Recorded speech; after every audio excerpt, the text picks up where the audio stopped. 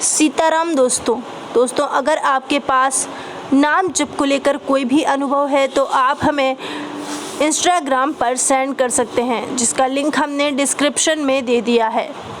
नाम जप जो कि मनुष्य का सबसे बड़ा सच्चा साथी है, और ये मनुष्य को तब एहसास होता है जब उसे लगता है कि पूरी दुनिया उसके खिलाफ हो गई है, अब उसके पास कोई नहीं है।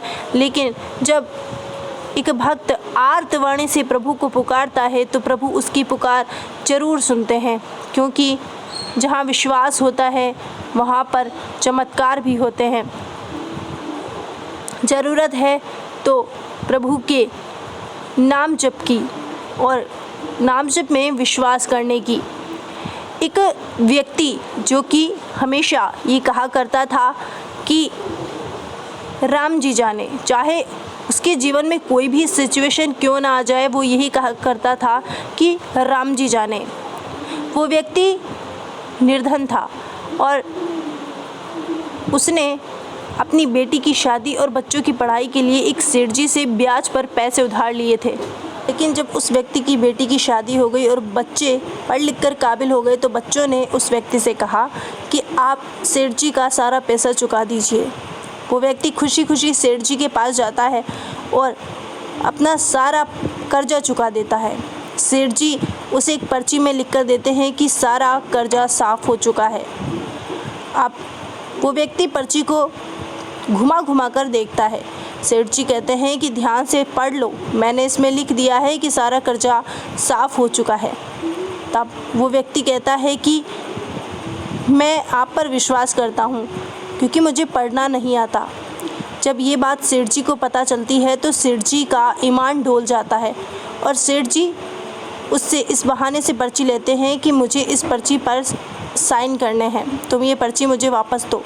और एक दूसरी पर्ची जिस पर लिखा होता है कि अभी पैसे बाकी हैं, वो पर्ची उस व्यक्ति को थमा देते हैं और वो व्यक्ति सेठ जी पर विश्वास करके वो पर्ची लेकर वहाँ से चला जाता है।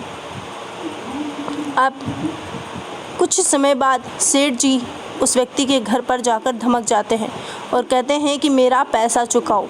वो व्यक्ति कहता है कि मैंने तो आपका पैसा चुका दिया था। सेठ जी कहते हैं कि तुम झूठ बोल रहे हो, क्या तुम्हारे पास कोई सबूत है? वो व्यक्ति कहता है कि मेरे पास वो पर्ची है जो आपने मुझे दी थी। सेठ जी कहते हैं कि वो पर्ची मुझे ला कर दिखाओ, लेकिन वो पर्ची तो सेठ जी ने उसी समय बदल दी थी। वो व्यक्ति जब वो पर्ची लेकर आता है तो उसमें लिखा होता है कि पैसा अभी बाकी है। और ये बात जानकर, ये बात सुनकर वो व्यक्ति बड़ा उदास हो जाता है। वो समझ जाता है कि सेठ जी ने उसके साथ धोखा किया है। अब वो कोर्ट का दरवाज़ा खटखटाता है। कोर्ट में जब पेशी होती है तो जो कोर्ट के जज होते हैं वो कहते हैं कि क्या तुम्हारे पास कोई सबूत है, क्या उस समय कोई था जिसने ये सब देखा था?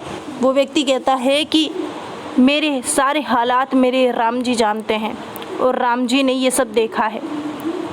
अब इस बात पर कोई यकीन कैसे कर सकता था? जज ने कहा कि अगर राम जी ने देखा है तो फिर राम जी को ही इस कोर्ट में लेकर आओ, वो ही तुम्हारी गवाही देंगे।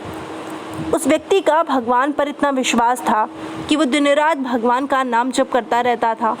उसे ये पूरा विश्वास था कि भगवान उसके लिए गवाही देने ज़रूर आएंगे। अब वो व्यक्ति प्रभु श्री राम से कहता है कि अब आपको ही मेरे लिए गवाही देने जाना होगा। अब फिर से पेशी का टाइम आता है और कोर्ट में ये कहा जाता है कि राम जी हाजिर हों। सब हंसते हैं, सब सोचते हैं कि राम जी कहाँ से आएंगे।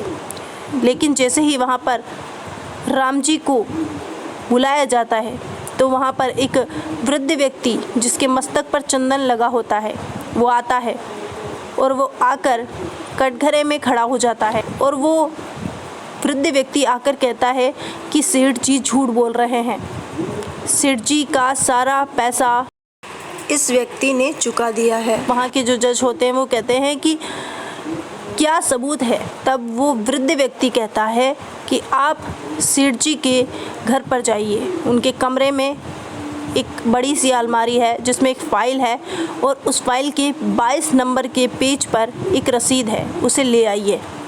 अब ऐसा ही किया जाता है। वो रसीद लाई जाती है जिस पर लिखा होता है कि कर्जा पूरा साफ़ हो चुका है। ये बात देखकर जज खुद हैरान हो जाता है कि ऐसा कैसे हो सकता है। जज ये समझ जाता है कि ये कोई नहीं, ये इस व्यक्ति की भक्ति का ही प्रभाव है कि भगवान खुद इसके लिए गवाही देने आए हैं। और जाकर वो उस व्यक्ति से मिलता है। वो व्यक्ति कहता है कि मैंने तो मेरे राम जी को बुलाया था जो कि मेरे लिए गवाही देने आए थे। वो जज उसी समय अपनी नौकरी छोड़ देते हैं और कहते हैं कि अब मैं अपना सारा जीवन भगवान की भक्ति में दूंगा। अब मुझे समझ आ गया है कि जीवन की सत्यता अगर कुछ है तो वो है राम का नाम। और वो अपनी नौकरी छोड़कर सारा जीवन भगवान की भक्ति में दे देते हैं। दोस्तों, जहाँ पर विश्वास होता है वहाँ पर चमत्कार भी होते हैं। कैसे एक साधारण से व्यक्ति के प्रेम के वश में होकर प्रभु उसके लिए गवाही देने आ गए। जब कोई भी भक्त आर्तवाणी से प्रभु को पुकारता है, प्रेम से पुकारता है, तो प्रभु उसकी पुकार ज़रूर सुनते हैं, इसमें कोई संदेह नहीं है। इसलिए संत महापुरुष भी यही कहते हैं कि अगर जीवन का कल्याण करना है तो नाम जप कीजिए, क्योंकि नाम जप ही इस भव सागर से तार सकता है और नाम जप ही मनुष्य का भौतिक, आध्यात्मिक और पारलौकिक कल्याण करता है। इसलिए एक भी दिन व्यर्थ ना जाने पावे और नाम जप किया जावे। फिलहाल बस आज के लिए इतना ही। अगर आपको हमारी वीडियो पसंद आई हो तो प्लीज़ वीडियो को लाइक कीजिए, चैनल को सब्सक्राइब कीजिए और बेल आइकन पर क्लिक कर दीजिए ताकि हमारी आने वाली हर वीडियो का नोटिफिकेशन आपको मिलता रहे।